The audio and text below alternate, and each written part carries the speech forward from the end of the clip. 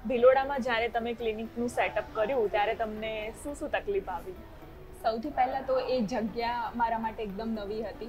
લોકો regular treatments માટે આવતા હતા, ફોલોઅપ માટે પણ રેગ્યુલર આવે છે અને આફ્ટર કેર પણ એટલી સારી રીતે ફોલો કરે છે. અત્યારે મોન્સૂન ચાલી રહ્યું છે તો તમે સ્કિન કેરની શું ટિપ્સ આપી શકો છો?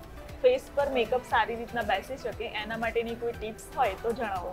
ઓકે, મતલબ જનરલી એવું લોકો કરતા હોય છે કે એકવાર ઘરેથી જ્યારે નીકળે ત્યારે લગાવી દેતા હોય છે અને પછી રીએપ્લિકેશન નથી કરતા, પણ રીએપ્લાય કરવું પણ એટલું જ જરૂરી છે કેમ કે સનસ્ક્રીનની જે ઇફેક્ટ છે એ 2 અવર્સ સુધી રહેતી હોય છે. ઘણા લોકો જ્યારે ફેસ પર પિમ્પલ્સ થતા હોય છે ત્યારે લોકો સ્ક્રબ કરી નાખે અને અમુક લોકો તો એવા પણ હોય કે ટૂથપેસ્ટ લગાડી દે. તો શું આ સ્કિન માટે યોગ્ય છે ખરું? ડાર્ક સર્કલ થવાના બહુ બધા રીઝન્સ હોય છે. એક છે કે પૂરતી ઊંઘ ના મળતી હોય તો, સ્ટ્રેસ લેવલ વધારે હોય તો,